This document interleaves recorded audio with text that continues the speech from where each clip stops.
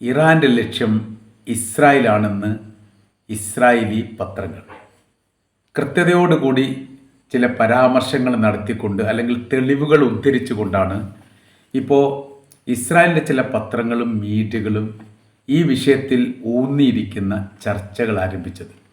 IRGCയുടെ ചില വെളിപ്പെടുത്തലുകളും നിലപാടുകളും സമീപനങ്ങളും അങ്ങോട്ടാണ് ദിശ മാറ്റുന്നത് എന്നുള്ള തരത്തിലാണ് അവർ ഈ കാര്യത്തെക്കുറിച്ചുള്ള വിശദീകരണക്കുറിപ്പ് പുറത്തിറക്കിയത്. പറയുന്ന കാര്യം ഇങ്ങനെയാണ്: വൻതോതിൽ ആയുധം വാരിക്കൂട്ടുന്ന ഒരു പ്രവർത്തനമാണ് ഇപ്പോൾ ഇറാൻ ചെയ്യുന്നത്. ഏത് രാജ്യത്തെ എപ്പോൾ എങ്ങനെ ആക്രമിക്കാനും സാധിക്കുന്ന തരത്തിൽ അവരുടെ സൈനിക സംവിധാന കാര്യങ്ങൾ അവർ ഒരുക്കിയിട്ടുണ്ട്. അത് എല്ലാവിധ ശ്രമങ്ങൾ നടത്തിയിട്ടും അമേരിക്കക്ക് അത് മനസ്സിലാക്കാൻ വേണ്ടി പറ്റിയിട്ടില്ല. അതേപോലെ തന്നെ ഇസ്രായേലിനും. ഇപ്പോൾ ഇറാനെ സംബന്ധിച്ചിടത്തോളം യുദ്ധം മറ്റൊരു തരത്തിലേക്ക്, അത് ചെങ്കടലുമായിട്ട് ബന്ധപ്പെട്ട മേഖലയിലേക്ക് മാറിയിരിക്കുകയാണ്. അവിടെ യഥാർത്ഥത്തിൽ ഒരുപാട് രാജ്യങ്ങളുടെ അതിർത്തി പങ്കിടുന്ന ഒരു കടലാണ് ചെങ്കടൽ എന്ന് പറയുന്നത്.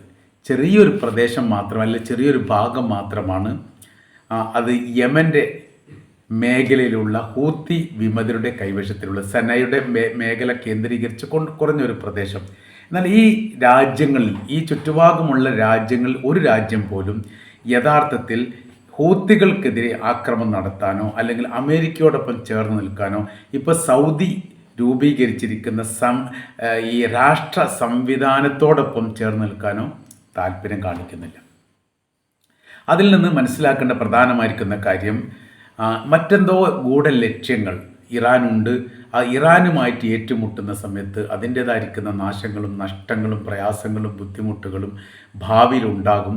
അവർ കാര്യം കൃത്യമായിരിക്കുന്ന ഒരു ലക്ഷ്യം കണ്ടുകൊണ്ടാണ് ആക്രമിക്കുന്നത്. അവർക്ക് കൃത്യമായിരിക്കുന്ന ഉദ്ദേശങ്ങളുണ്ട്. അത് മനസ്സിലാക്കുന്ന കാര്യത്തിൽ ഇസ്രായേലും അമേരിക്കയും പരാജയപ്പെടുന്നു. പ്രത്യേകപരമായ രീതി 1979 അറബ് ഇസ്രായേൽ യുദ്ധത്തോടനുബന്ധിച്ച് തന്നെ അവർ പറഞ്ഞിരിക്കുന്ന പ്രധാനമായിരിക്കുന്ന കാര്യം, ഇസ്രായേൽ എന്ന് പറയുന്ന രാജ്യം ഭൂപടത്തിൽ നിന്ന് മാഞ്ഞു പോകേണ്ടതാണ്. അതിന് ഒരിക്കലും നിലനിൽപ്പുണ്ടാവാൻ പാടില്ല. അവരാണ് ലോകത്തിലെ ഏറ്റവും വലിയ ശത്രുക്കളായിട്ട് വരുന്നത്. അവരാലാണ് ലോകം പ്രയാസപ്പെടുന്നത്. ഈ തരത്തിൽ ഇസ്രായേൽ എന്ന് പറയുന്ന രാജ്യത്തെ കൃത്യമായ രീതിയിൽ ടാർഗറ്റ് ചെയ്ത് കൊണ്ടിട്ടുള്ള പ്രവർത്തനങ്ങൾ 1979 ഇസ്ലാമിക വിപ്ലവത്തിനോടനുബന്ധിച്ച് ആയത്തുള്ള അലി ഖൊമേനി തന്നെ പറഞ്ഞിട്ടുണ്ട്. നീണ്ട ഒരു 30 വർഷത്തിന് ശേഷമാണ് ആയത്തുള്ള അലി ഖംനായി പിന്നീട് അധികാരത്തിലേറുന്നത്. 86 കാലഘട്ടത്തിലാണ് ഏറുന്നത്. ആ സമയത്തും അവരുടെ നിലപാട് ഇങ്ങനെ തന്നെയാണ്. ഇപ്പോൾ മുജ്തബ അലി ഖംനായി ആണ് ഇറാൻ്റെ സുപ്രീം ലീഡറായിരിക്കുന്ന ആത്മീയ നേതാവായിട്ട് നിലനിൽക്കുന്നത്. അദ്ദേഹത്തിൻ്റെ നിലപാടും ഇങ്ങനെ തന്നെയാണ്. അത് വെറും ഒരു നിലപാട് മാത്രം. ആ നിലപാടിനനുസരിച്ച് അവർ ആയുധങ്ങൾ ഉണ്ടാക്കുകയും പ്രാക്ടിക്കൽ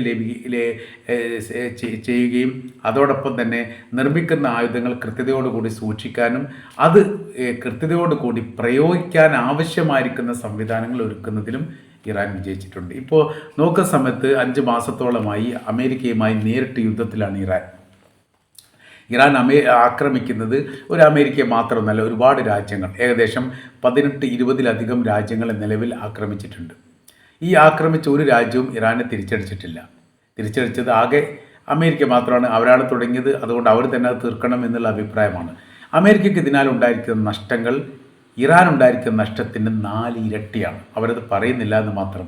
സൈനിക നഷ്ടങ്ങളൊക്കെ ഒരുപാടുണ്ടായിട്ടും അതവർ പറയാതെ ഒളിപ്പിച്ച് വെച്ചിരിക്കുകയാണ് യഥാർത്ഥത്തിൽ ഇപ്പോൾ അമേരിക്ക ചെയ്തിരിക്കുന്നത്.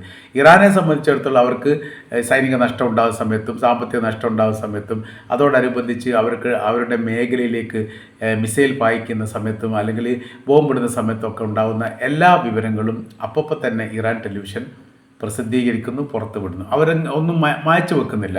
മാത്രമല്ല അവർക്ക് മുന്നോട്ട് അവരുടെ കാഴ്ചപ്പാടും കാര്യങ്ങളും കൃത്യതയോടുകൂടി അവർ ലോകത്തോട് പറയുകയും ചെയ്തിട്ടുണ്ട്. ഞങ്ങൾക്ക് ഇന്നതാണ് ഉദ്ദേശം, ഇന്നതാണ് ലക്ഷ്യം, ഇന്ന പ്രവർത്തനങ്ങൾ ചെയ്യുക എന്നത് വളരെ കൃത്യതയോടുകൂടി അവർ ലോകത്തോട് അത് പറയുകയും ചെയ്തിട്ടുണ്ട്.